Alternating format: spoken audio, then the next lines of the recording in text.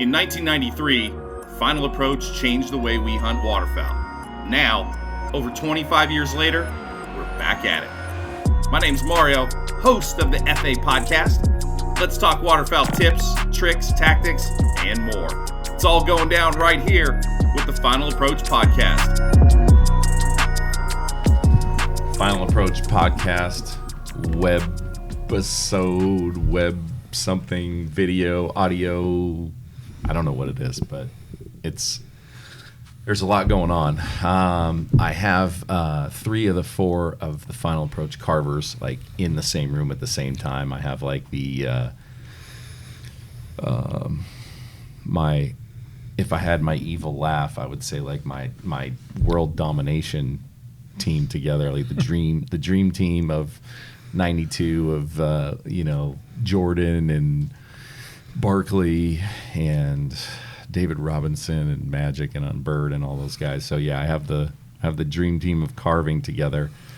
And when we're on the road, we're having lots of fun. So I got everybody, and we'll go through Jamie Welsh, who is one of our carvers, and we missed him on this trip. He did not come. Jamie's out of South Carolina. He's a 3-time world champion and just a good egg. And we'll have to bust him really hard on the next trip when he comes and gets to go with us. But we got Wayne Simkin from Canada, and Wayne is a 2-time world champion. And then there's Pat Godden in the middle, wearing a different shirt, 17-time world champion, and in flank to his right in another plaid shirt with his attire on is Tom Christie, who is a 6-time world decoy carving champion. And I did fix the website, so now it does say 6. We missed one on. Oh, thank you. We gave you 4. We cheated you out of 2. I worked hard for those. Hey, we were judging, so we didn't think you got those other 2, so we dumbed it down to 4. So that's how it works here at Final Approach. We're gonna nail you on a couple. There was a couple things that were off on those 2 carvings, so we deducted. The truth comes out. That's right. See what it is? It's a master plan. So let's start with Wayne. Let's start with Tom. You're right here. So we'll go that way. As far as getting into carving, we always talk about things in the waterfowl world are kind of taking off and going. I think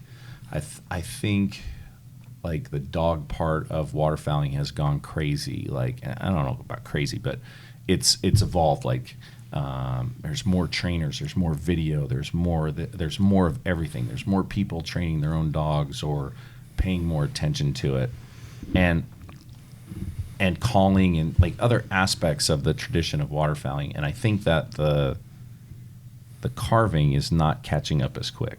Mm-hmm. So I want to catch it up, and that's why we're talking with all the guys and maybe inspire some young people to get involved and do this. So what got you started, and how did you get started? Because it's, we've talked enough of us have talked all the time, and it's like a light switch goes off, and it's like, this is it. This is what I want to do. This is what started it, what did it, what clicked the switch. Yeah, what got me started on decoys, first, what got me started on waterfowl was hunting with my dad, and we would jump shoot ducks on the Tippecanoe River in northern Indiana. It was a float trip that he had taken with his dad, so it's kind of a tradition that was passed along. And I didn't shoot the first few times we went, but the first time I got the gun, and it was my turn to be in the front of the boat, and Dad was rowing us down, and you go around these bends, and you hope you come up on some ducks. Right. And I heard this hen hail call, mallard hail call down the river, and it kind of echoes down the river. Oh yeah. And that that hail call is kind of the point where I said, I love waterfowl. This is awesome, and I want to be a part of waterfowl. And we had quite a few years together hunting, and that really fueled my fire for waterfowl in general. And then carving-wise, I didn't start carving until 1986.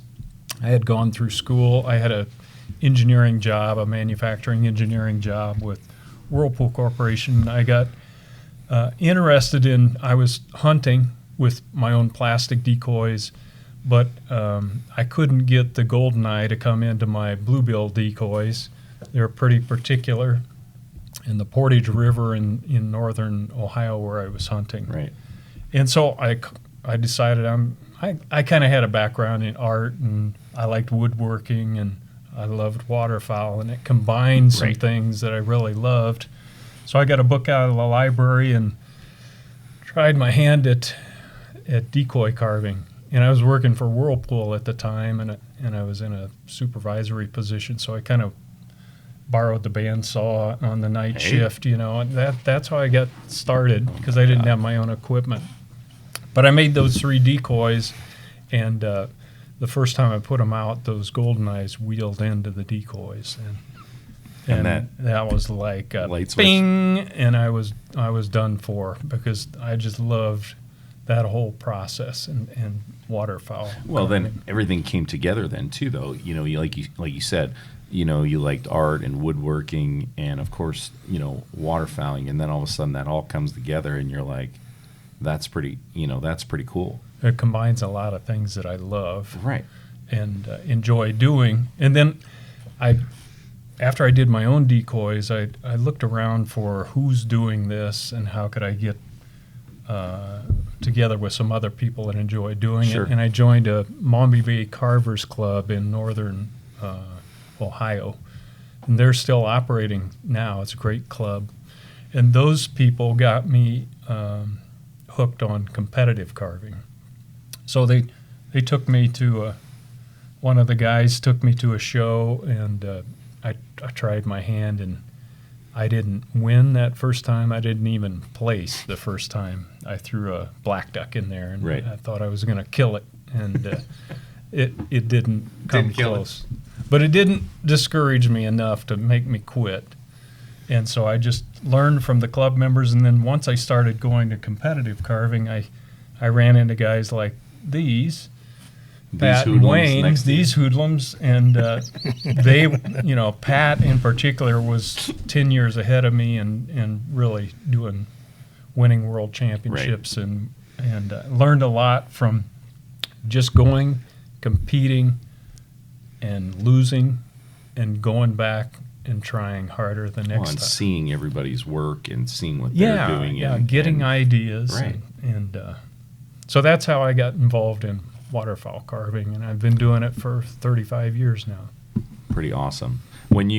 How old were you when you carved your golden eyes? How old were you? Oh, now you're asking me to do math. I don't know. Take a stab. 86, so I was in my 30s. So way later in life, right? Really later in life. Yeah. And we talked about getting youth involved, and I agree with that. We need to do that. But there's also a huge body of middle-aged people, and older people that I think could really appreciate this hobby. And listen, the carving goes way into everything. Like if you like the carving club that I was in, God, I'm even too busy to even go do that anymore, which sucks. But I'll get back doing that. But there was a lady in there who did songbirds.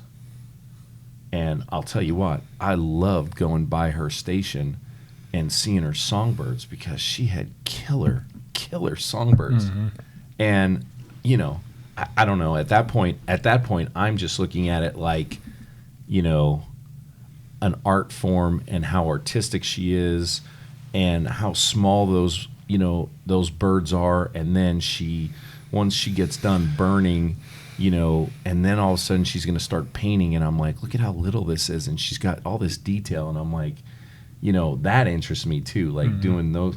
I don't know if I could do it, because we're talking intricate, very, oh my God, little stuff, but it looks so cool. I don't know. I would like to do that maybe down the road and get into that. I think that would be some cool pieces to do. So we go to Pat Godden. So Pat's 17-time world champion out of Canada, and I know we've talked before, and we did. I think we did a podcast a couple years ago or whatever. We talked, and it was fishing lures that got you into it. Yeah, into carving. That's exactly right. I think the first thing I remember carving were fishing lures. I was a kind of a fishing fanatic when I was a kid, and Was it bass or walleye or pike or what was it? It didn't matter to me. Right, but Whatever lure-wise, I what could were you, catch. whatever you were just like, I'm gonna make Yeah. a catch-all. Yep. Yeah. And I remember catching everything from bass and pike and everything when I was a kid. I had these little balsa wood rappel lures, and I thought, well, I can make these. And so I got a little piece of wood and carved it out, put the hooks on it, formed the lip for it, and went down to the river, and I caught fish on them. Did you paint them then yourself too? Oh, absolutely. Yeah, I got some chrome paint, and Oh, then man. I put a varnish on them to protect them a little bit, and I still have a couple of those lures you in my really? own collection from Oh my God. from 65 or something. Did you like ever that, it was sell 12 any of them? Oh no. Those were just I gave some away, but right. no, it was my objective wasn't to make money off. Well, it. sure, It was sure. just- it was just to do Well, I'm something saying- really cool. I'm saying now, like you know, like I'm sure if somebody knew you had some of your first fishing lures, I'm sure somebody would go, "Oh, I want to buy that." That it probably would be collectible to That somebody. was so cool. You sure? yeah. You know, I mean, But God, they'll stay in my family, I'm sure. that's cool. Yeah. And then around 1968, I found a book in the library on how to carve duck decoys. I got that out of the library, and that's when I carved my first duck decoy. What was the book? Do you remember? It was author was Eugene Conant, and it was how to carve decoys, how to rig decoys, and how to paint decoys, something like that. Wow. Yeah, and it's I think it was published in 1953, the year I was born. Was there different species in there? How to carve, or what did they have in there? Yeah. Like, what did you like? Well, it was based on hunting decoys, so yeah, they had patterns in there. Oh my God. And I found a pattern that I wanted, and the interesting thing was, of course, I didn't pick the standard decoy. I picked a turn-back head preening decoy. Sure, of course you the did. very first one I Of made. course you did. Why would you pick something easy? Yeah. And I still have that decoy at home. Wow. Then I started hearing about these competitions for decoys. This was a little bit later, like Right. the early 70s.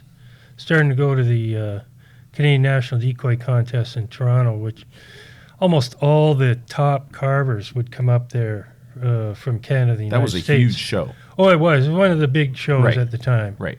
Yeah, we had several of them, including the U.S. National, the World Right. Championship, the International Decoy Contest in Iowa. There was a number of them.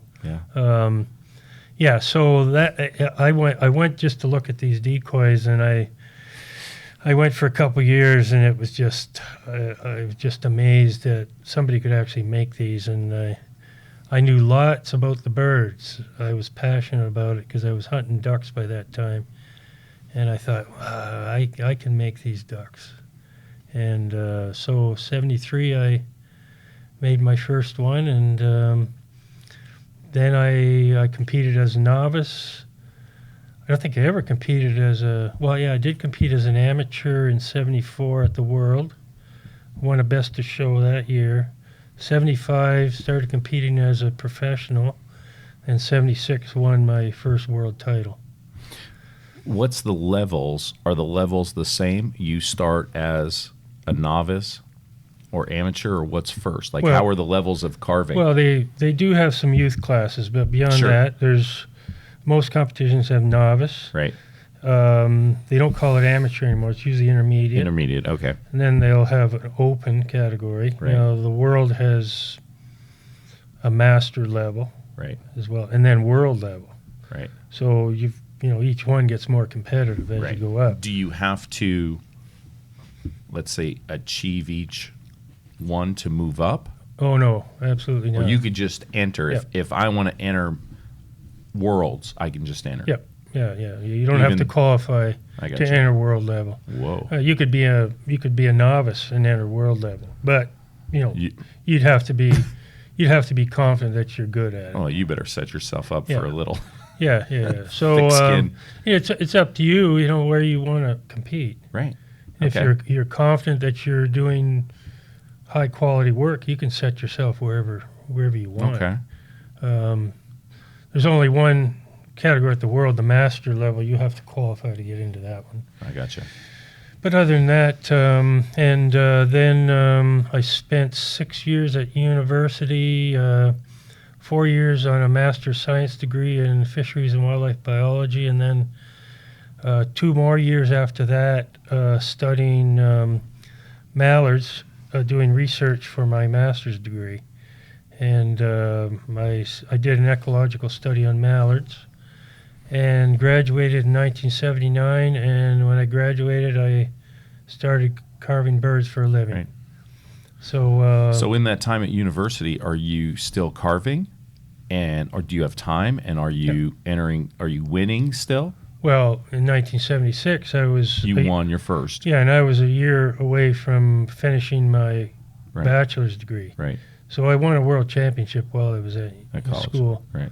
And of course, by winning the world championship, I caught the attention of a lot of collectors. So I was developing a good market for my work. I got you. So when I graduated in '79, I thought, well, let's give this a try, see Right. if I can make a living at it.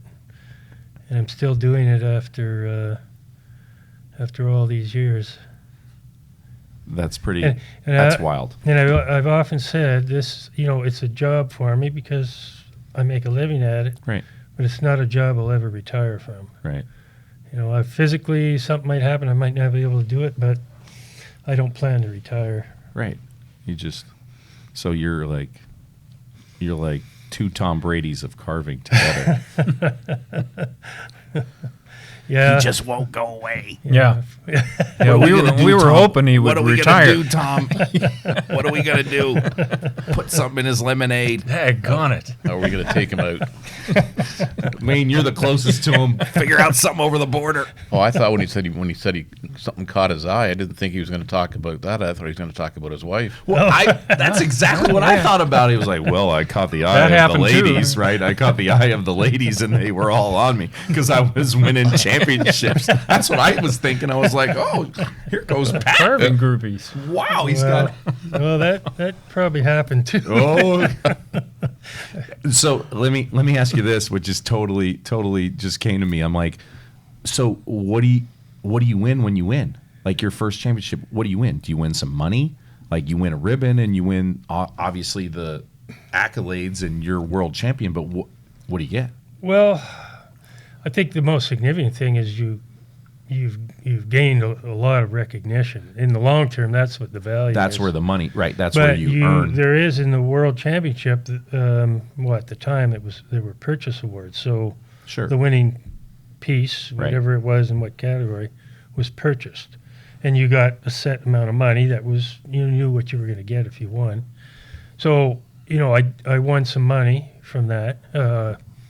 It was, I think if I remember, it was like $1,800 for Right, a but pair it's of way back, decorative right, birds. right. And at the time, I thought, well, that's crazy that somebody would pay me that much for a duck. Yeah, right. You're thinking this could Yeah. be pretty good. Yeah. If I could crank So- some of these out. Yeah. And I think the most I won was, it was $18,000 for Holy the crap. winner in the decorative life-size world level in 1982. Holy crap. Yeah, and that, in 82, that was Sure. a decent amount. That's a lot of money. Serious money. Yeah. Yeah. Yeah. I mean that's big time right there. That's some mailbox money, buddy. I went home. I bought a new car. I was it was just a little gonna truck. I bought I a was little just truck, gonna say yeah. like you could probably almost just about buy a vehicle. Oh yeah, well, yeah. That's easy, awesome. Easy. I mean, yeah. not today, but back Yeah, then, not like you today, said, yeah. 82. Yeah. Oh my God, that's Yeah. bananas. Well, and we always talk about your masters in mallards, because anytime we shoot a bird, like if you go and watch the web series and Pat's on it, and we talk about mallards if we see something, or we're talking about a hybrid or something. Pat's right there because of the biology degree and just the knowledge of the mallards. And you seriously do have a master's in studying mallards. That's right. Right. Yeah. And I've never met anybody that physically has done that exactly. Yeah.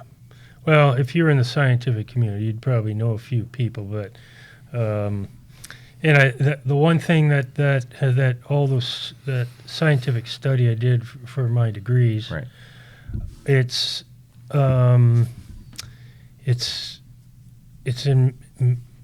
made me adamant to ensure that everything I do is biologically correct. So I study the birds. Right. I study the anatomy. Sometimes I study the environment where the bird is. So it's important to me that everything I do has a sound scientific basis behind it. That involves a lot of research. Oh, yeah. And that's often, I think that's the really interesting, fun part of the whole thing when I'm creating something. Studying the bird, the Yeah. background, like you said, Yeah. everything about it. Yeah. Right. Yeah. The other thing that's interesting too, like say you take, for example, pintails. I've made a lot of pintails. I've Sure. made a lot of really nice pintails. But if I was going to do a pintail today, I'd go back and study the live bird again. I'm not going to rely on everything because every time I do that, I'll see something a little different.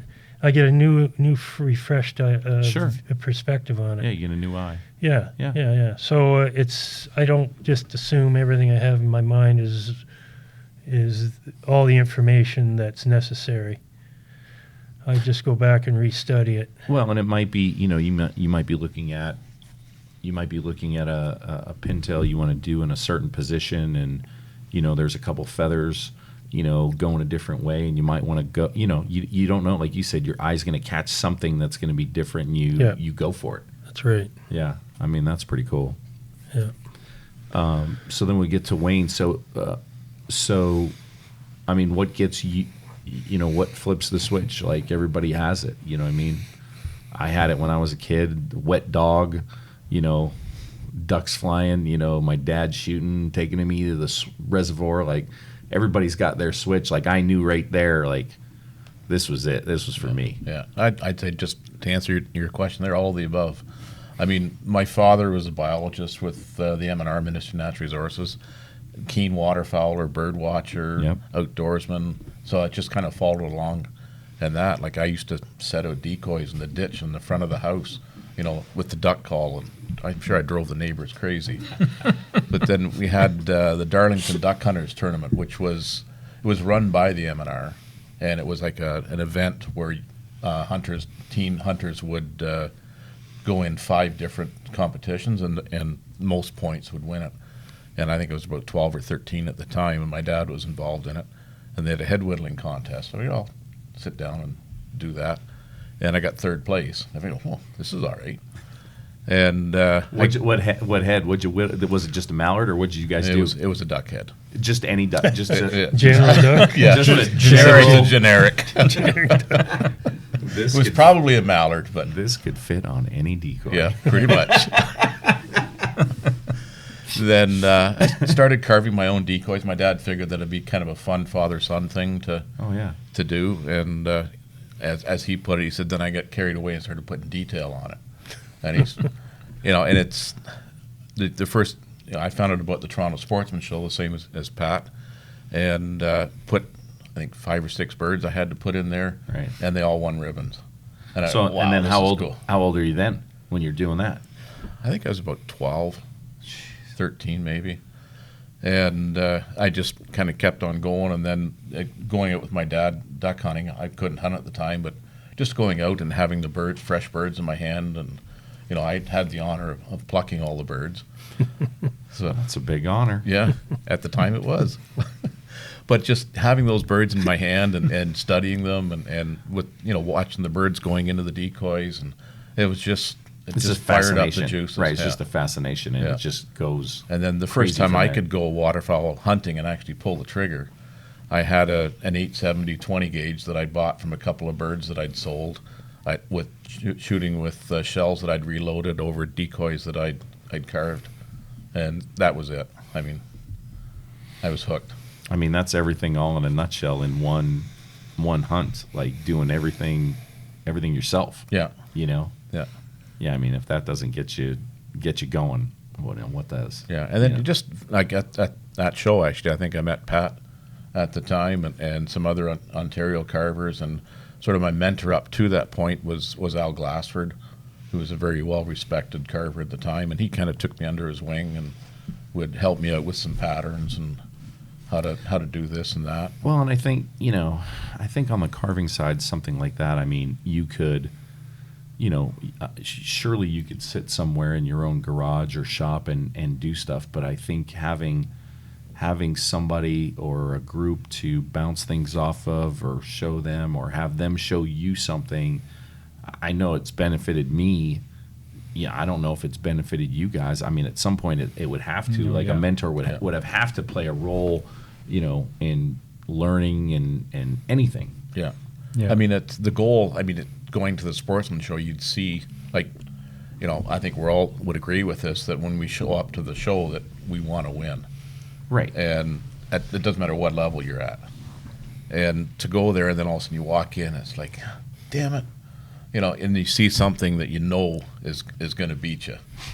Damn it, Pat. Yeah, and it's like next year. Damn it, man. So you just kind of just kind of pushes it. I tend to be a very competitive person, and it's the redhead coming out of me. Oh, the fire. But it just kept on pushing Sure. and pushing and pushing, and I've had some interrupt, like just I went to college and then jobs and that type of thing kind of slowed down the progress in carving, and I've had some pretty cool jobs in the early part of my career. My wife said I had my retirement at the beginning of my career with doing some guiding and. Oh, is that how you play that? I didn't. That's a good one. Yeah, well, that's what she says. Oh yeah, you were retired. Now it's back to work. Yeah, that's like reverse. That's Yeah. an interesting look. I did some lot of waterfowl banding. So again, getting my hands on birds, and just learning the biology of them. What makes a green-winged teal a green-winged teal? Yeah. I mean, it's all that. It's everything about it. Like you say, we all do it for the birds, the respect for the birds, the just the passion and the love that we have for the birds. When when we're on this trip and we go hunting and all of a sudden we shoot a widget and everybody's at the same. Oh, look at that one coming back, and everybody can't wait to get their hands on it. You know what I mean? To really take a look at it, and then we shoot a gadwall and we're all geeked out, and everybody's going, "Oh, look at this, look at that." You know what I mean? I mean, that's the thing that ties us all together. No matter what, where you're from or how you grew up or anything about you, that is a trigger that we all have. I mean, we just came back from a few trips, to Europe. I spent time in Finland with our distributor there, and then Sweden and Iceland, and literally, it does not matter where you're from. We are all nuts about waterfowl hunting, and all those guys that I spent time with over there could sit here and have the same conversation with you. You know what I mean? Not, even if they didn't even speak the language, like you just know. Right. And it's just like I remember we're in Iceland sitting in a ditch.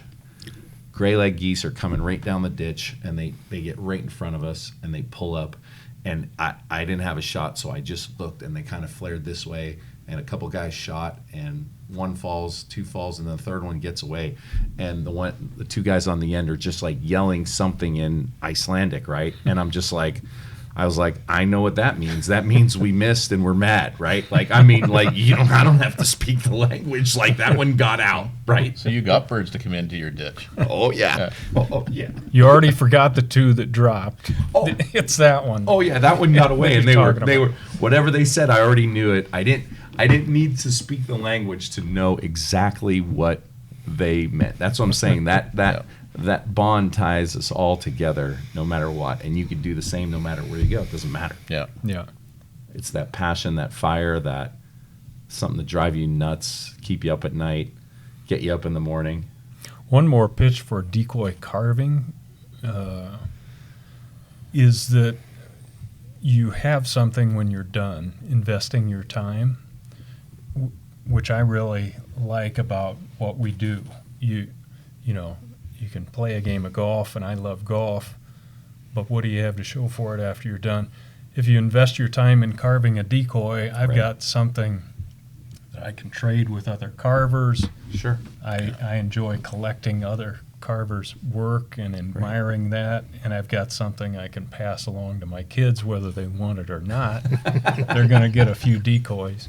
But that's an aspect of decoy and wildfowl carving that I really enjoy. Yeah, no, I think, like I do sales on the road and that type of thing. And some days, you know, you feel like you're out and spinning your tires and not really accomplishing anything. Right. And then I'll come home, sit out in the workshop for a couple hours, work on a bird, and I can put it down on the table. There's what I did. Right. Yeah. You know, it's something very tangible. Well, and you know, you guys all started, you know, too, with a library book, and then you know, you just going, I went to the show and saw this, and I wanted to do this, and with my dad, and you know, nowadays the reference material and the ease of how to learn how to carve is so much easier, and the information and everything is so readily available. It'll blow your mind. And you just got done doing a book, and now you're doing some online stuff, and Pat's working on a book. So there's constant, you know, there's constant stuff to make it so much easier. Like Pat's a dog guy, so back in the day, there's the Walters book to train your dog, right? Yeah. You read it too. We all read it, right? Yeah. That was it, right? Could you find anything else? Like now, you type in, you know, how to teach my dog how to sit, and 5,000 videos pop up, right? Yeah. I mean, all this, everything has changed. Like back then, there wasn't that, and now you would think that you could get into carving a little easier because there's, and I don't mean like people who don't know what they're talking about. There are those on, you know, on YouTube or whatever, but I'm talking about like you guys, world championship level, teaching people how to do that. Like that's crazy. Like that's as easy as it gets. Yeah, and you can't always get together in a carving club. Well, sure. And the internet gives us a worldwide access Yes. to just people that have the desire. At least the resources are there To help, to give back, yeah, to step through it. What equipment do I need? What kind of wood? Where do That's I right. get started? What kind That's of right. paints? Well, I know I've helped a few people with online stuff, and they just, you know, they'll send me a picture, say, what do you think? And it's just instantaneous. Sure. Yeah. Whereas when we all started off, you'd have to send a letter and you get a response back in 2.5 weeks. You know, and Well, and then what are you going to do? Yeah. Send a picture? yeah. You Or know, I asked my wife, Carmen, what do you think? she's seen enough birds, right? She's my gonna, best critic. Yeah. You know, take a Polaroid and ship it over. Yeah. And go, what do you think? Yeah. And you're like looking at the picture, like- everything is so immediate now that Instant. and there's like a myriad of carvers that would be more than willing to help out anybody that's getting into it or even is well established in it. It's competitive. You know, you guys are very competitive, but also very helpful.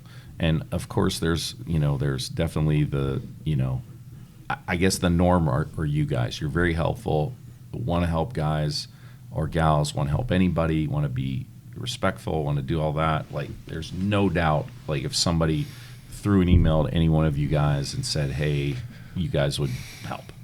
Absolutely. Yeah, You know. it happens a lot. Yeah. I mean, and it's beside, you know, yeah, the competitive stuff is there.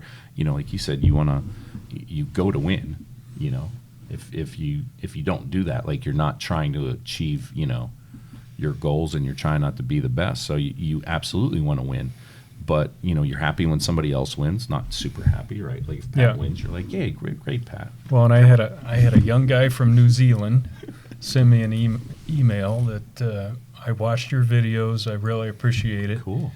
You know, and I love that. And then I've got an 85-year-old guy somewhere in Michigan or somewhere saying, this has been really helpful. Awesome. So it doesn't have to be young people. Sure. Either. Anybody that wants And- to get involved. And True. You know, we always go back and talk about like hunting, you know, and getting more hunting numbers and hunter numbers, and you know, take kids, and they always, you know, for the longest time they were on the kick of just take kids, you know, want to get kids in the sport.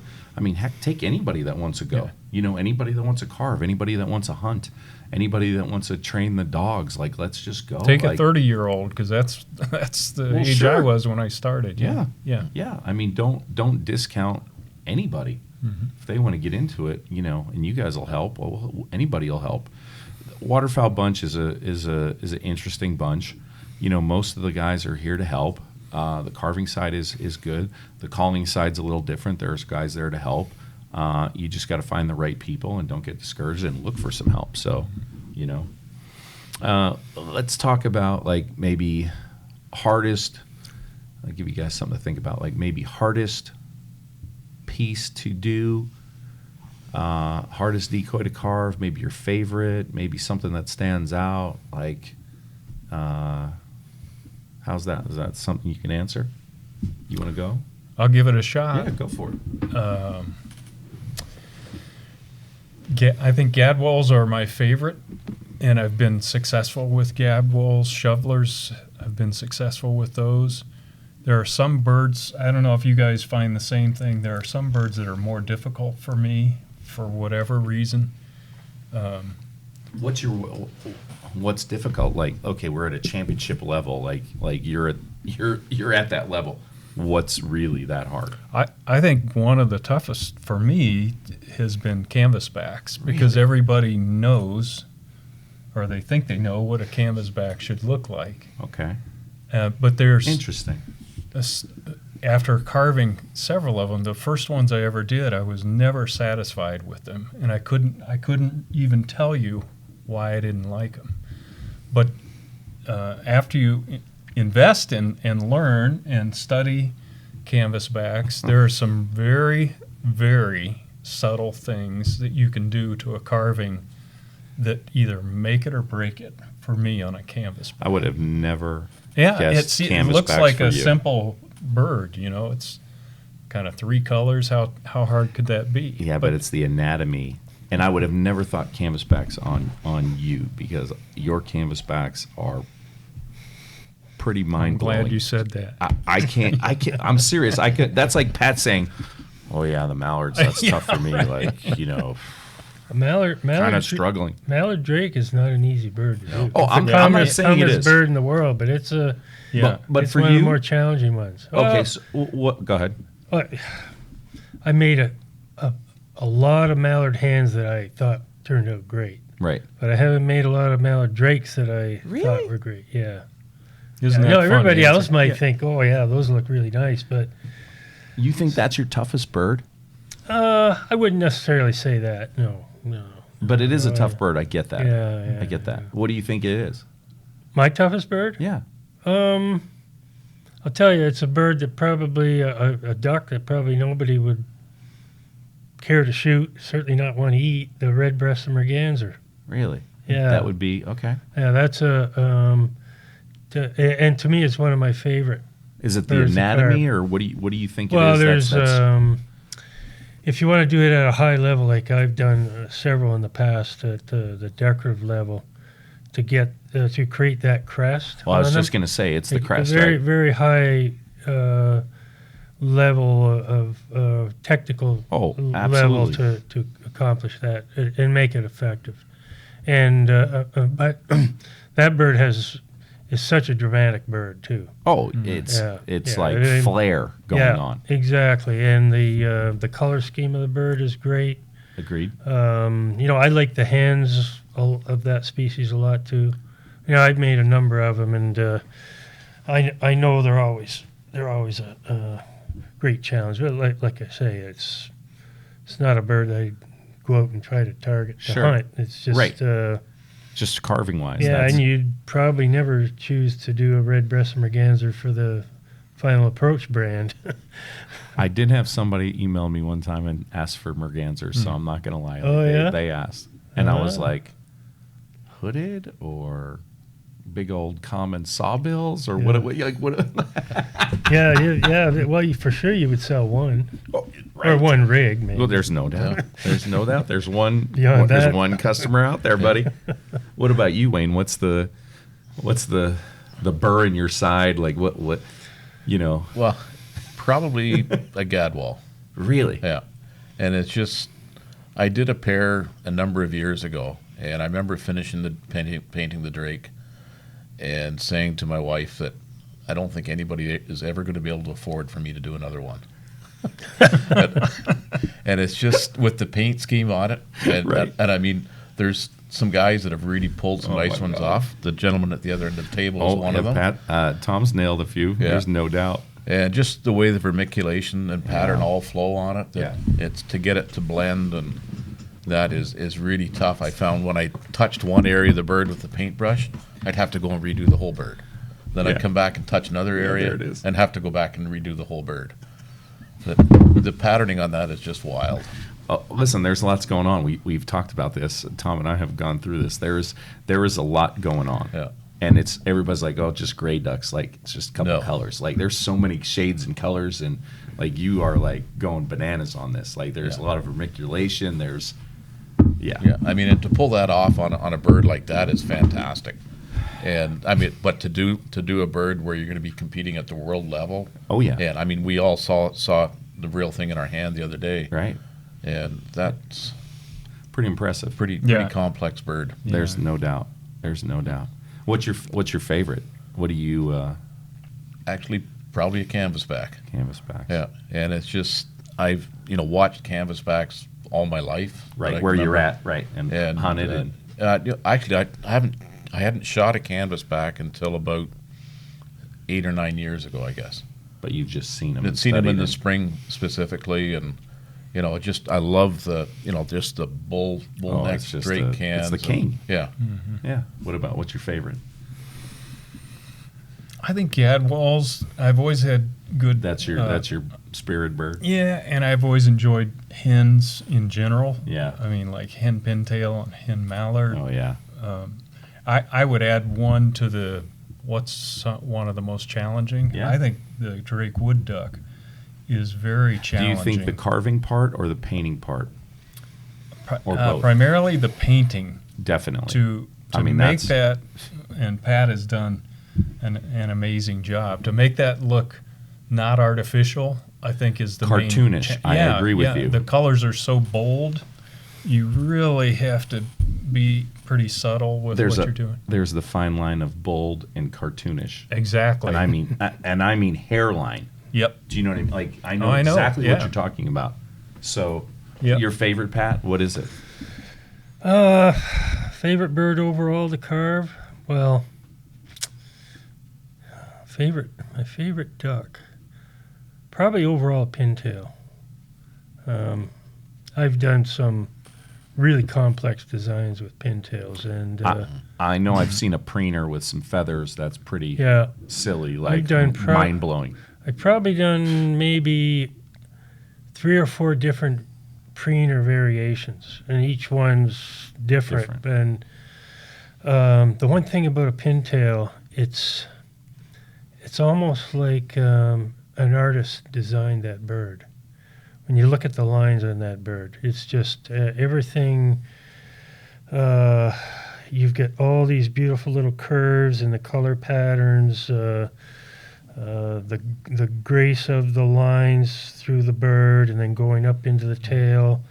Oh, there's no doubt. And from an artistic perspective, when you're making that bird, you have so much to work with, and I've kind of, in my mind, I've kind of taken it to the limit with everything that I can do. Probably the most complex birds ever made have been pintails, and the drake, of course. I did a pair of pintails with the hen, and the hen was just as dramatic as the drake. Drake, right? Yeah, even though she's obviously a much different color scheme on that bird. You probably could never find a bird watcher or a hunter that wouldn't absolutely love pintails. Yeah. It's not, well, compared to a mallard, it's not as abundant, but it's still a highly desirable and sought after bird among hunters. My favorite. It is 100% my favorite, and I'm fortunate enough to watch thousands out in Oregon and the West, and I will literally sit there. I never shoot one in the morning ever.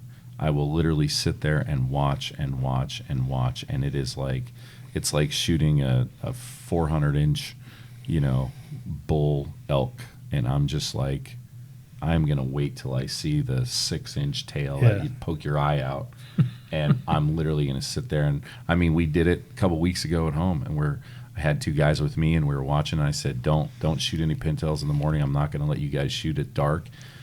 And then when it gets lighter, we're just going to sit and we're going to watch. And I could measure them just by my eye, and I'm just watching them, and I'm going, all right, that's this one right here in this bunch. That's a good one. Like, let's go. So, I mean, the that's one on the the way, left. I'm telling you, that's the way to do it, because we get some good ones out there, and there's just no reason to shoot a young one. I want to shoot a big, mature, long tail. And it's like, to me, like when you were describing like the lines, and it's like a race car. It's like a classic car and a race car together. There's lines and sleek and everything about tuxedo and like dressed to go out at night, like everything about it. So it's pretty cool. So we're doing the FA podcast. We're doing a bunch of stuff with the 3 carvers. I got Wayne and Pat and Tom, and we're just kind of striking up conversations and going. And we're probably going to do a second version, or a second whole episode of it, because we don't want to go too long. So that's the first one, and we'll just we'll end it right here, and we'll come back.